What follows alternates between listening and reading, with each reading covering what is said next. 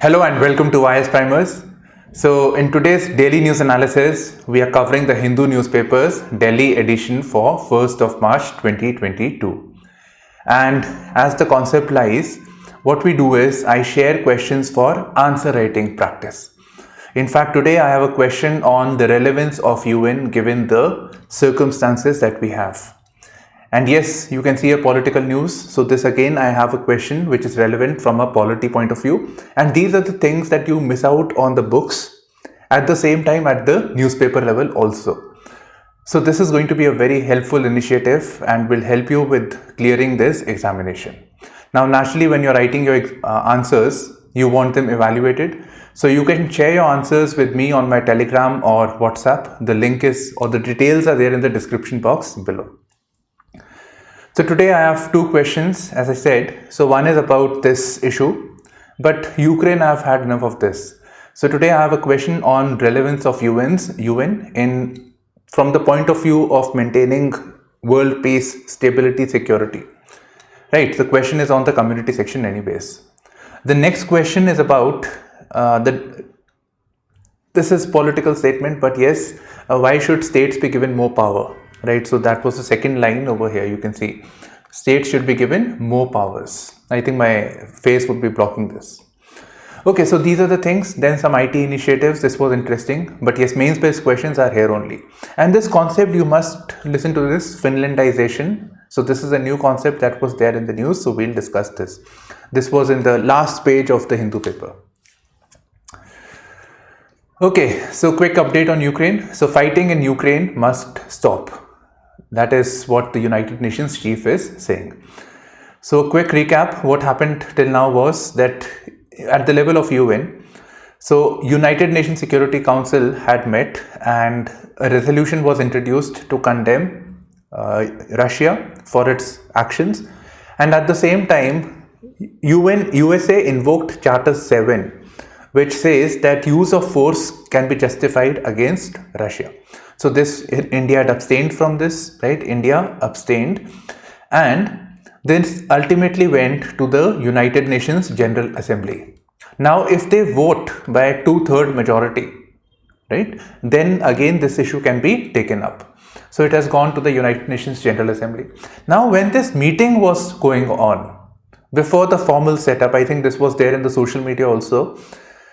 So Ukraine's representative over here made they had a what do we say, this one-on-one conversation that was quite critical of each other. So at this point, United Nations General Secretary, UN General Secretary had intervened and he said, please get on with the system, your discussions. And he also condemned the war that is going on, and he said, and he warned that if Ukraine does not survive, the United Nations will not survive. And this is the statement that I think is the most important, because it reflects that United Nations, the reason why United Nations was formed was that the resolution of disputes, the World War was caused because there was mistrust amongst the countries, especially European countries. And there was no mechanism as such so that we can resolve the dispute diplomatically. So to avoid World War II like situations, in fact World War I also, League of Nations had failed, and thereby the United Nations had come into existence. So the basic task was such wars should be avoided. Now imagine if this war is taking place when this Ukraine and Russia over here, Russia is mobilizing the nuclear assets, and what if this it compounds and multiplies. So we will again have such a situation. And here comes the issue of the relevance of United Nations in securing the world peace or international peace. And thereby this question over here. Now, again, right, so we'll come to the question, but again, let me come to the UNGA thing. So UNGA is coming up over here, and India is again expected to abstain, right? So this is it actually. This is from the news. Now coming back to this issue over here. So the question is, maintenance of international peace and security is one of the core objectives of the United Nations. There are many other objectives. development of mankind, protection of human rights. So many other objectives of United Nations, but above all, it is international peace and security. That is why I write this as one of the core objectives. Now, to what extent United Nations has been able to fulfill this obligation, right? It's an object, so it is an obligation of the United Nations, and also suggest suitable reforms, if any. If everything is going fine, then no need for reforms, right? So, if any. Okay, so this is a 250 word question over here, and you have to answer this. Now, briefly, let me just give you this thing over here. So, when we write to what extent, right, United Nations has been formed, and we have certain examples, like it has not been able to fulfill international peace. We have disputes like Ukraine, Afghan issue, Taliban issue. But at the same time, United Nations has done some good work also. So that aspect also has to be introduced, right? And then you also have to introduce as to what are the reasons why United Nations has not succeeded. And here, one of the key concern over here is the stalemate in the United Nations Security Council, an organ of the United Nations. So it is here because of the veto power or some other reason that United Nations Security Council is not able to perform well. Then in that regard, what reforms have to be brought into place? So this all you have to answer in your question. Now I did a bit of a mind map over here trying this thing. So we have, when we refer to the United Nations Security Council, or United Nations, not Security Council. So you can say that this is the objective, and this was the idea that you can just elaborate upon the statement, and you can refer to that not to re-enter the world or to create a peace after the post-World War scenario. Then you can bring out some of the recent events where the United Nations have failed in securing peace. So Ukraine crisis is there, the Syrian war is there, and it has been continuing for a very long time. In fact, what about the Iraq war? So unilateral action on the part of United States of America, right? So US was again not able to solve this. United Nations, Afghan war, ethnic cleansing of Rohingyas in Myanmar, not ethnic cleansing. So this is not a war, it is within the state, but it is not able to do, and this is creating migrant crisis and internal stability issues across other countries in the neighborhood of Myanmar. And also it is not able to pass a resolution on COVID-19. So we have very many examples. Actually, we can go on and on. Sudan also, there is this thing going on right now, right? So there is tensions going on in Sudan. So you can bring out this issue, and you can also state that we also find that the United Nations, especially the Security Council, the main organ that is responsible for this task, it is seen to be partisan, where each country has their own interest. For example, Ukraine, Russia, India has its own interest. Russia obviously has the veto power, can veto it. We find the dominance of the West in the United Nations functioning, especially in the UNSC or in the UN Secretariat. So there is dominance of the West. In fact, the United Nations Security Council, the permanent members, are those countries that were the victors, those who won the World War. So they have been given special privilege. So for a world, we want a the world after the World War II, and we want to have objectivity, neutrality in the functioning of the UN, yet some countries are favored over here. We also find the response of the United Nations partisan in that way also, that we find, let's say, the Galwan issue had taken place between China and India. So what was the response then as compared to what was the response during the Ukraine or any other issue when it happens in Europe? There is world of a difference over here, right? So these things have to be brought about. If you write this, you keep writing this, then you will lose out. But if you can just say that there are so many issues, we get the point. The one who's examiner gets your point. But if you can bring out the other aspects also, like dominance of West, victors, you can also introduce the issue that UN also has a peacekeeping force, because time and again, for ensuring internal safety or maintenance of safety across the regions, the UN would be required to send its own force to ensure stability or bring about peace. So for that, there is a peacekeeping force. So UN does not have its own peacekeeping force. It is dependent on the funding, particularly dominated by the United States of America. And the manpower is coming from countries like India, China, etc. So it is affecting the functioning of the peacekeeping. That is, UN doesn't have its force of its own. It is depending on other countries. And then when it comes to the issue of deployment, naturally the countries that have contributed more, they bear an influence on the functioning of the UN peacekeeping, right? So these issues can be introduced. Okay, now what are the contributions? So you have brought about the issues, but now we are saying to what extent UN has been able to fulfill this obligation. You can bring out the issue that UN has successfully deployed the peacekeeping force in Middle East, in Afghanistan, Asia, Central America, right? You can state this. UN has introduced, there is a United Nations Convention on the Law of the Sea. So it defined the framework as to how the seas would be governed, and more or less all the countries of the world are abiding by it, except one, China. Right? So you can say that it has created this mechanism. We also have this International Court of Justice, International Criminal Court. So when the world countries, some of the countries are seen to be violative or there are war crimes, there is a judicial framework. UN played a positive role in decolonization of the world. Then we recently did with reference to Sri Lanka, which is accused of human rights violation during its civil war. So UN Human Rights Council is able to put pressure on these countries, right? So it is able to do, but again, it is not able to do much about it anyways. But yes, a lot of diplomatic pressure is still being posed on Sri Lanka. So human rights, it is being able to enforce the Human Rights Declaration 1948. See, when you're looking at maintenance of peace and security, then automatically the human rights also come into play. And beyond this, now from the point, it's a bigger issue actually, like free trade, climate change, sustainable development goals.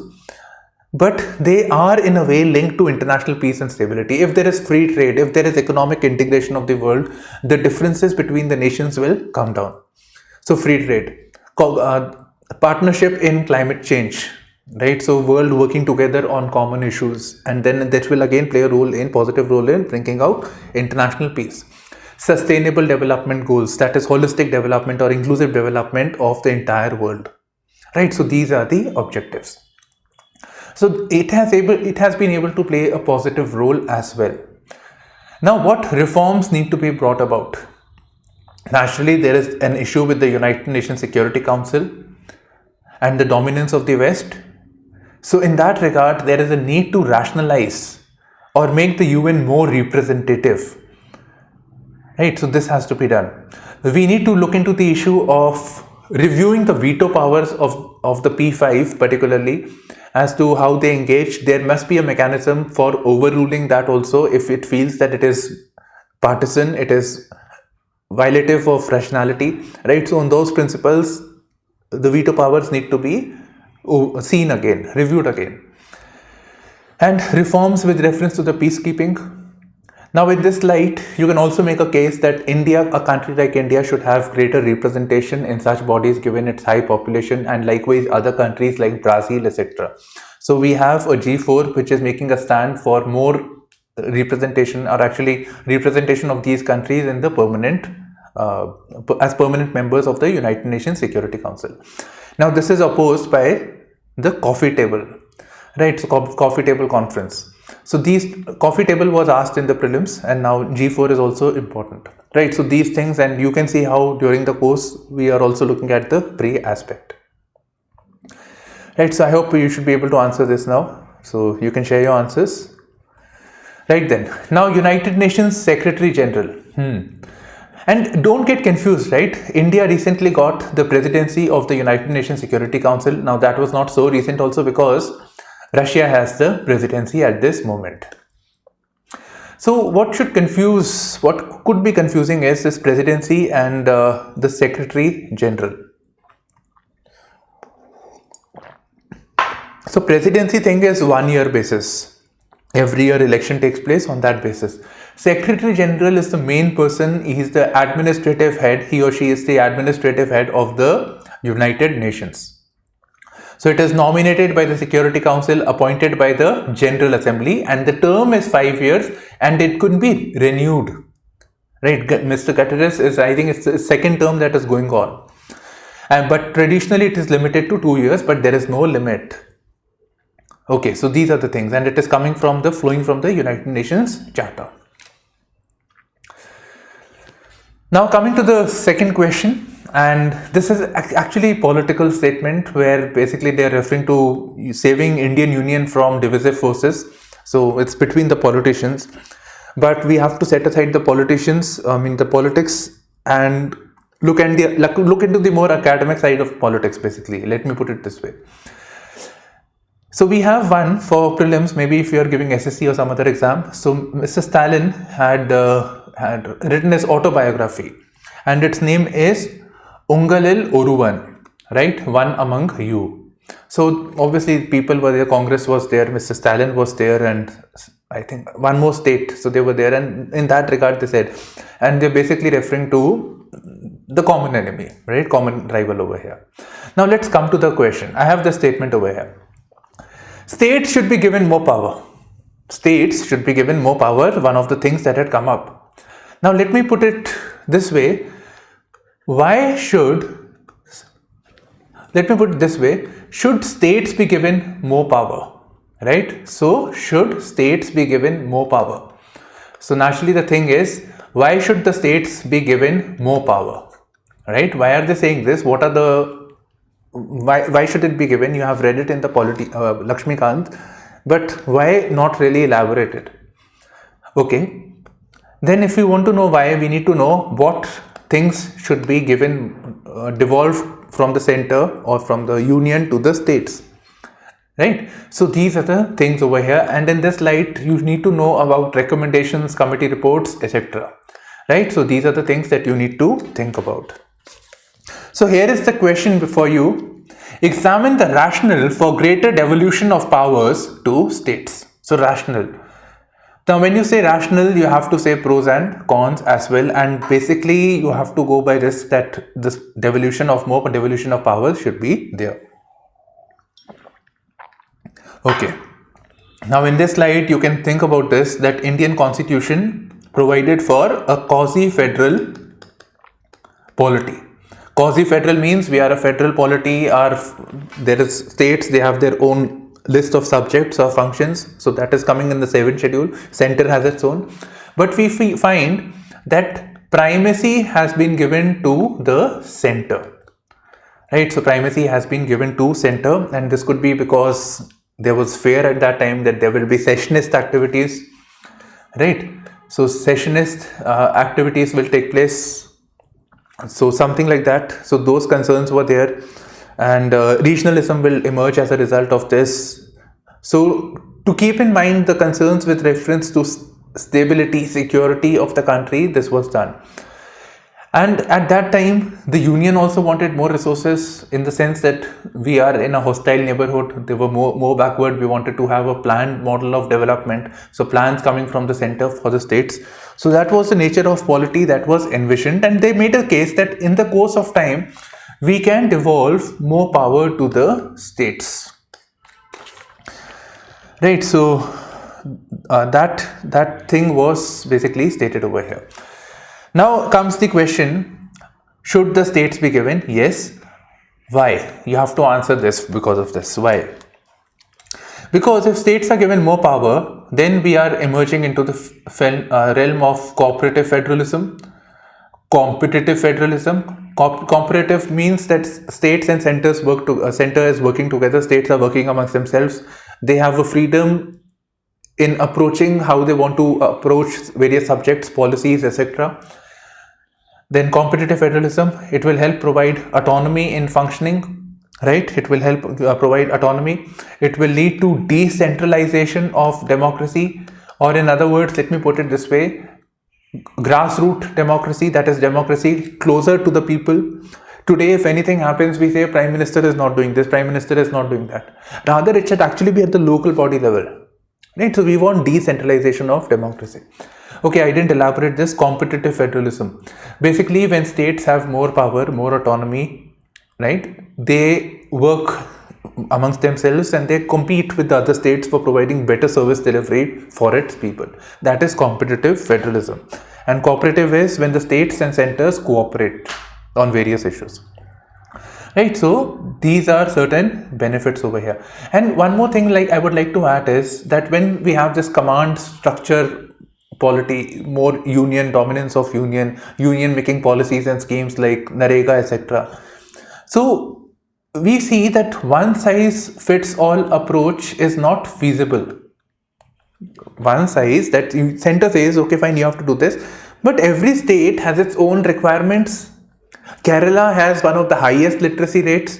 Now you say that unskilled labor work has to be done and we will give you money and you have to implement this. Maybe there is no demand for that.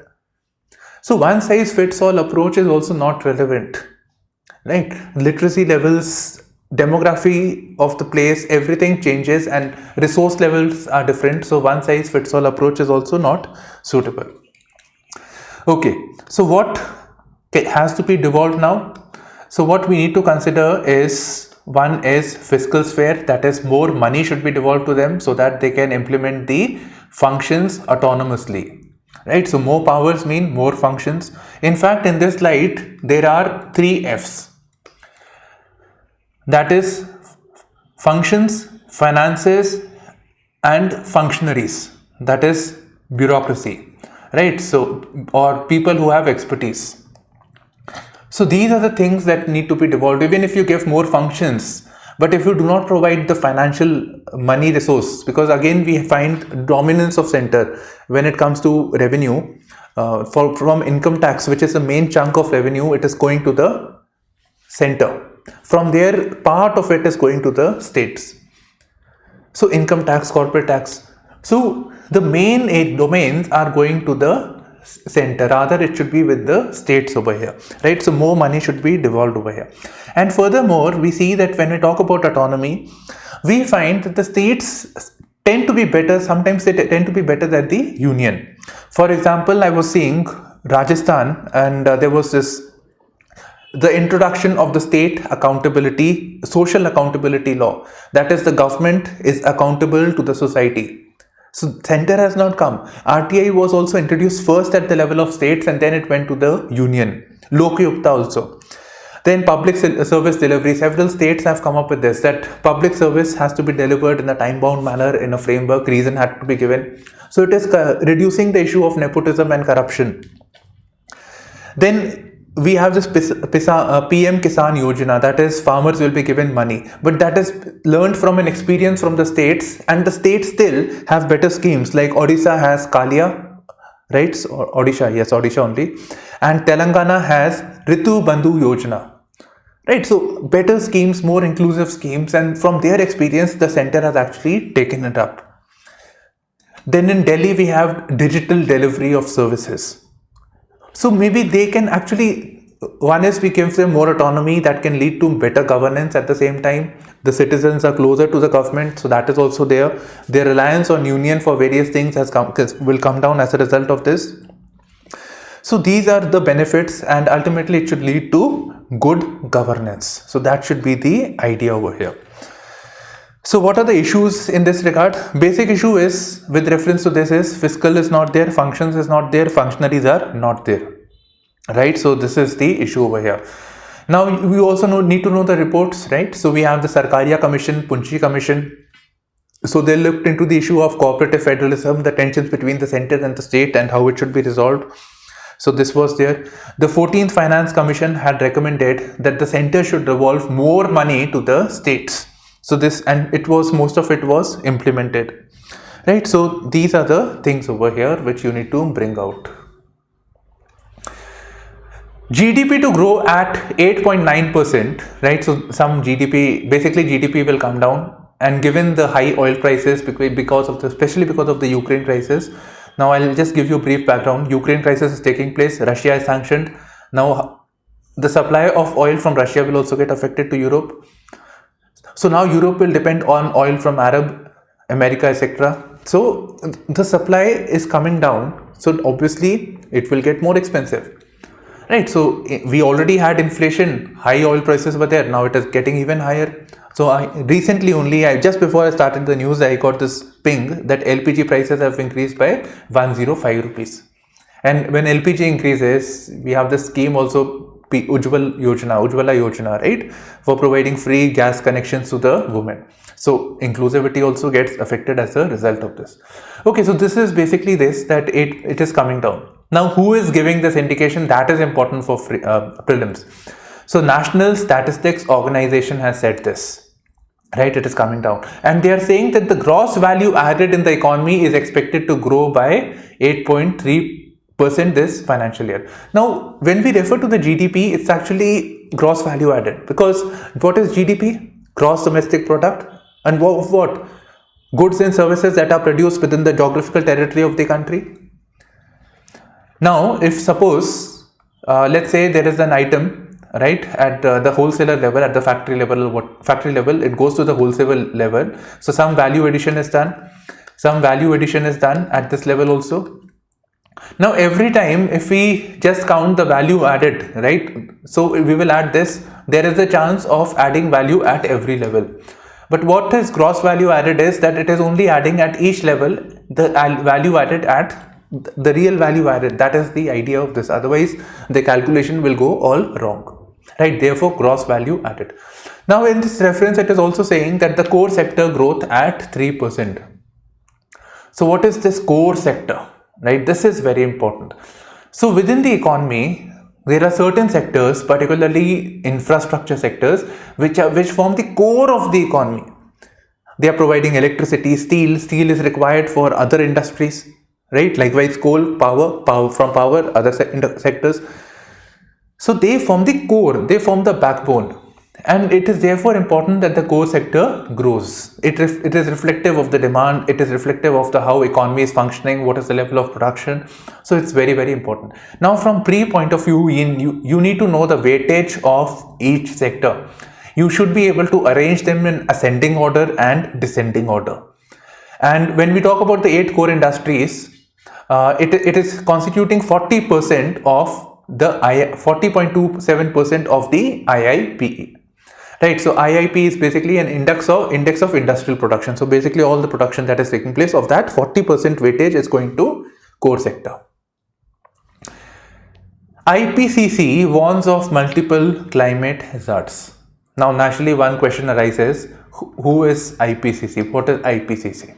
Right, and how will climate change affect or cause hazards? And this is a topic actually for GS3 disaster management. And it is saying that human induced climate change, more frequent and intense extreme climates. So this is going to affect, and particularly the people who are more vulnerable are going to get affected as a result of this. So let me just explain this first and then we'll come to the IPCC.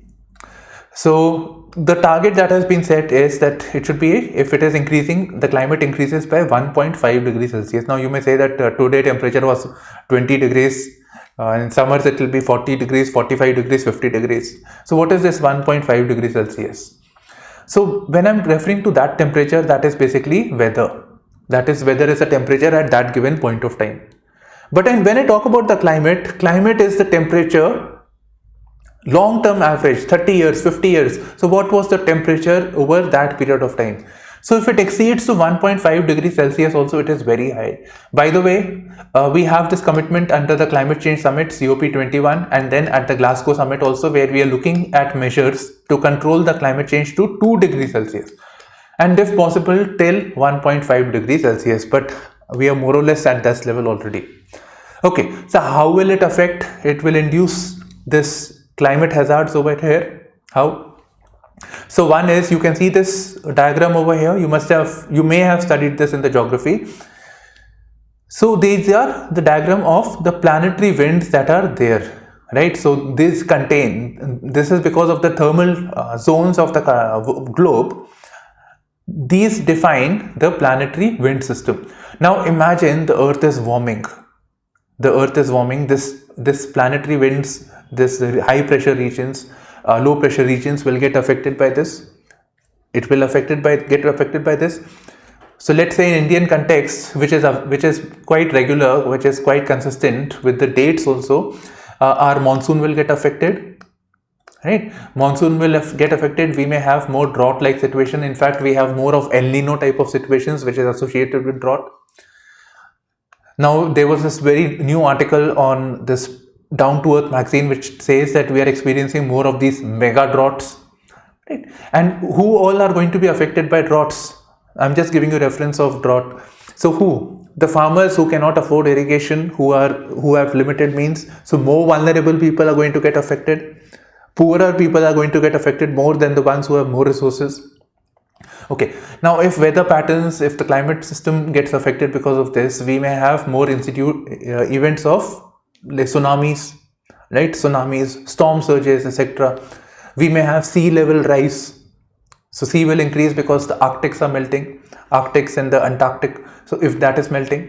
Now you may also have seen that I think Donald Trump had joked that because of climate change, they're saying the earth is warming, and yes, United States is experiencing very, very cold temperature even during the months of April at times. Why? Because the pressure belts is getting affected, and this is getting diluted because of this. Arctics are melting, Russia wants to break this also. So it is going southwards at times. So the polar climate is coming to the south, and therefore we find more blizzard-like situations even in the summer months of USA at times. Right, so these are certain examples. Now in India's context also, one more example I'll add. We have the glaciers, because a lot of events are taking place with reference to the glaciers of the Himachal and that region.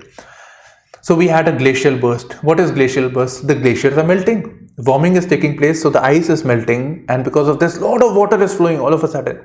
So our dams got destroyed. There were flash floods. People got drowned in that. Landslides are taking place because of rains in drier areas. The rocks are not able to hold up. Right. So these are the things.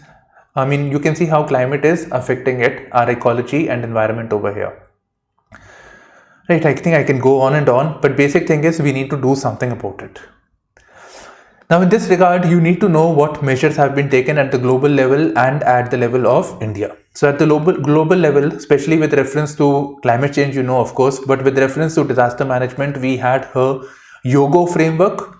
YOGO, Japan keeps having disasters. So after Japan city, YOGO, and then Sendai framework. And Sendai framework says all those same things of YOGO framework, but basically says we have to work more on being disaster resilience.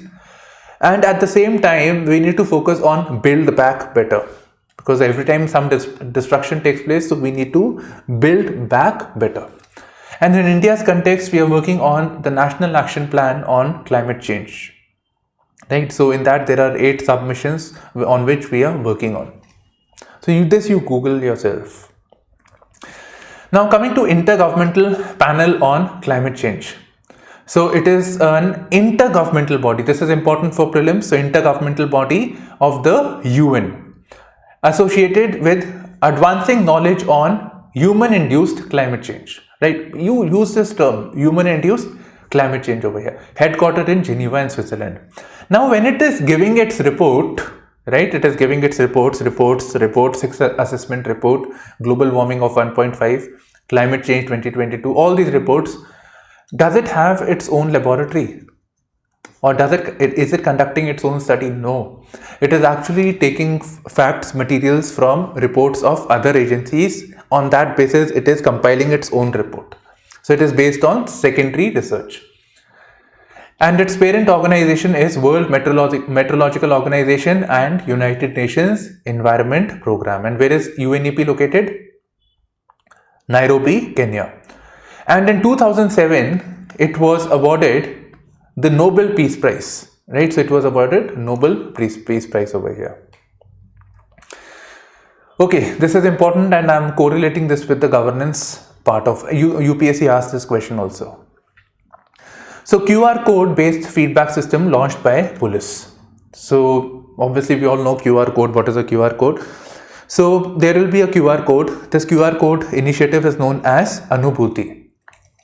So let's say anybody has a complaint, so there will be a QR code. So on that QR code, they can scan and give their feedback. Police is bad. They are not filing my FIR. I have this problem. They are not functioning.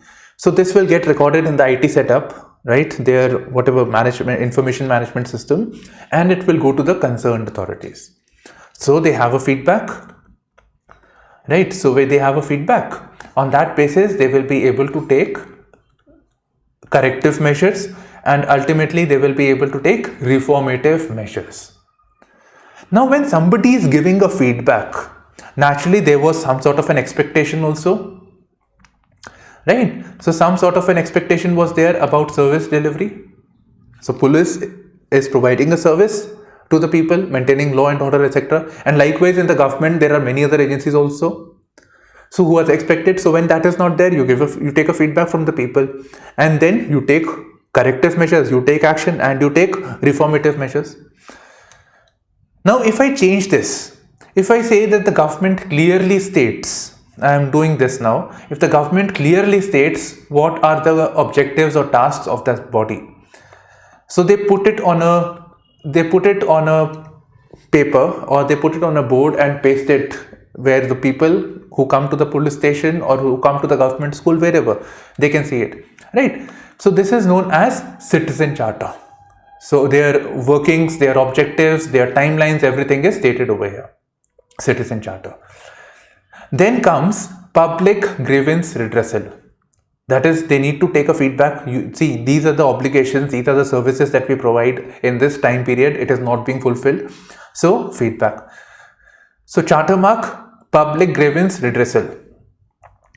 And then why did this problem arise? Correct this, reformative measures. So this approach, this integrated approach is known as Sevottam model. Now this is no Sweden Nordic word, this is Seva Uttam, right? I have, I make spelling mistakes, I don't know why when I'm writing on this, but this is right. Right, so Seva Uttam model. Okay, so QR based, Anubhuti, and then E-Chitta. Right, so duty roster. So basically, like, you have this responsibility of this, you put chits, like in restaurants also you must have seen. So E-Chit roster. So basically is that the task flow will keep coming in an automated manner by means of technology. And naturally when this is happening, it is getting recorded. So it will help enforce accountability. Now, one more thing that I think I didn't miss mentioning over here, this is bringing in transparency because the administration is saying that these are the things that we do, right? And it is also engaging the people in governance, participation by seeking their feedback. And obviously when this is done, accountability is also coming. 4 judges take oath in Delhi High Court. Okay, so yes, I'm doing it for prelims. So first of all, who takes the oath to the president? Who takes the oath to the judge of the High Court? So here it says Chief Justice D.N. Patel administered the oath. But Lakshmikant didn't tell me this, and this was asked in the exam also. So Article 219 provides for the oath or affirmation by the judges of High Court, and it is actually before the governor of the state or some person appointed by him. So the answer will be governor and not the chief justice if the option is given before you. And the oath of constitutional functionaries are given in the 3rd schedule. And the manner and the system of appointment of the judges is coming from Article 217, and it is appointed by the president. Right, so these are the things that you need to keep in mind. Reporting cyber attacks. So yesterday I had done this question also, that assess India's vulnerability to cyber attacks and what is the security framework before us. So today we have this opinion, right? So we have an opinion where it is saying that recently our IT minister, one of the Minister of State, so Junior Minister Rajiv Chandrasekhar, so he introduced some new cyber security regulations. So I presume you cannot read this because I can't read it on the laptop, but I can't help it. So regulations. So that regulation says that tomorrow if something happens with any company, let's say a private company, if they have an issue, then they have to, in any issue with reference to cyber attack, they have to reveal it. They have to disclose it. Disclose would have been a better word. So it says that data fiduciary should report any personal and non-personal data breach incident within 72 hours of becoming aware of this. Data fiduciary, Facebook, etc., data fiduciary, they are taking your data. So when they're taking your data, your password, user ID, your photos, etc. So they are data fiduciary, right? They are the controllers of your data. Okay. In trust, you give that data in with reference to the trust that your data will be taken care of. Okay. Why should it be disclosed? It should be disclosed because if it is disclosed, then in that case it will help alerting the people. Then we have a computer emergency response team India, which can take mitigative measures. So corrective measures can be taken over here, right? But what we find is that the companies are reluctant to disclose. Reluctance is there. Why reluctance is there? Because there is a data breach, there is a fear that this company is not able to manage the data, so much private personal information is there, your financial details are there. So this creates a cause of fear, and thereby we have seen stock markets or the share prices of that company falling down. Okay, so this is there. Now what needs to be done over here? We need to focus on better enforcement, right? This is there, you brought about that, but who will enforce this? And you are saying data leaks are taking place, then obviously data leaks are taking place, then it should be informed. But why would a company do this? They are reluctant. So it's saying that there should be periodic cyber security audits. So periodic audit should be there. Who will conduct the audit? That is the next question. So an agency should be created. Now, is that agency empowered enough? Does it have the tools and skilled manpower and technological advancement to be able to deal with this? So we need to have that, invest in that type of a security architecture. We need to create some sort of an IT certification to evaluate and certify IT security products of these companies. And for this, we need to also have criteria testing laboratories, like the one that has been done with IBM. Now in this article, only one thing that I skipped, and I mean the text is small, one thing that I skipped was that instead of just private sector, even public sector should also be included. And by public sector, I means government. What about the Aadhaar leak that had taken place by from the UIDAI, the agency responsible for Aadhaar, and by the way, that is a statutory body. Ukraine seeks to join European Union as first rounds of talks with Russia ends. Okay, that means Ukraine was not part of the European Union. Turkey may block access to Russia warships. So Ukraine has been requesting Turkey, and Turkey is not a friend of Russia, by the way. So I wish I had put the map. So let me draw this. This is Europe. This is the Mediterranean Sea. This is Turkey, right? And this is Russia. This is Africa over here, right? So there is a strait over here, and if you have to enter the Black Sea, this territory on this side and this side is in control of Turkey, so they can block access. So what will this lead to is this will put a pressure on the navy of Russia, and the attack that is coming from south, Crimea, that can be withheld. But if Turkey does this, they will draw upon the ire of Russia, right? This is it. And by the way, Turkey is a NATO country. Russian economy reels under array of sanctions. Naturally, they will have a problem because of this. Putin calls West an empire of lies. Okay, natural thing to say. Understanding the foreign policy concept. Okay, this is basically with reference to Finlandization. So I'll explain this. So see, Finland is a neighbor of Russia. Like with reference to Ukraine, what is happening is that Russia says that Ukraine was not fulfilling its obligation under the Minsk agreement, and one of the things was that Ukraine was going more and more towards the west, and in that process it was antagonizing Russia, it was going against Russia, and Ukraine was very keen on joining NATO. In the hindsight, I believe that would have been a good move. Okay, so this was there. Now that is why they have taken a preemptive measure and targeted Ukraine over here, right?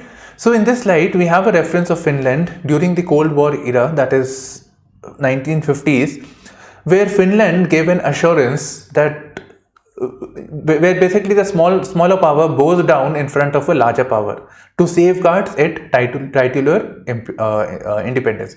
So Finland said, okay, fine, we will not do, we will keep you happy, don't worry, but don't invade us. Right, fine, we will not invade you. But still, they were playing more or less. They remained untroubled. They were not troubled, but only thing is that sometimes they did fiddle with the politics of domestic internal politics of Finland. Right. So here we have a reference of night frost crisis of 1958, when Moscow refused to accept a social democrat. By the way, you just need to read this only. Now, with reference to Finlandization, right? So we can, you can have this expression of Finlandization in the modern day politics, geopolitics, or the international relations. We have reference of China, which is trying to impose upon Southeast Asian countries. Now, is Finlandization, that is a smaller country, bowing towards the larger country, fine? So we find China becoming more and more assertive and encroaching upon the territories of that area. So South China Sea region, that we see it with reference to Taiwan. If Taiwan go with this approach of Finlandization, will it work for them? Right. And likewise with the context of India, to what extent this appeasement will work. So in that light, we can expect, we should be thinking about this subject over here. Right, so this is it. I wasn't very convinced about these points over here, so I'm leaving it that, but these are the things that you need to think about. Will China not invade Taiwan? Because if we look at USSR, Russia, Russia is a kind of a country which is wanting status quo at this time. But China is that country which wants to go back to its old ancient glory, and they feel that Taiwan is an historical wrong. This entire South China Sea belongs to them. So they are a revisionist power. They want the whole of Arunachal Pradesh and Tibet into theirs. So to that country, this may not function, this may not sustain as well. And that was this world that we are referring to, 1958, that was a bipolar world.